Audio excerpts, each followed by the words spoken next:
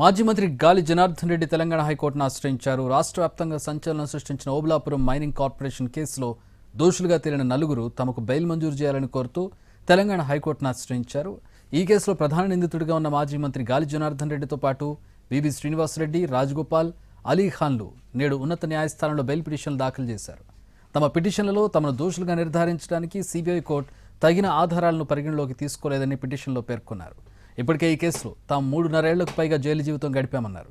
గతంలో విచారణ సమయంలో తమకు బెయిల్ మంజూరైనప్పుడు ఎలాంటి నిబంధనలను ఉల్లంఘించలేదని, కోర్టు విధించిన షరతులకు పూర్తిగా కట్టుబడి ఉన్నామని పిటిషన్లో పేర్కొన్నారు.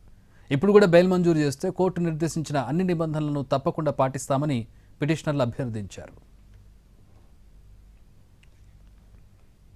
ఈ నెల 6వ తేదీన హైదరాబాద్లోని నాంపల్లి సిబిఐ ప్రత్యేక కోర్టు OMC కేసుకు సంబంధించి తుది తీర్పు వెలువరించింది. ఈ తీర్పులో గాలి జనార్దన్ రెడ్డి, బివి శ్రీనివాసరెడ్డి, రాజగోపాల్, అలీఖాన్లను దోషులుగా నిర్ధారిస్తూ కోర్టు శిక్ష ఖరారు చేసింది.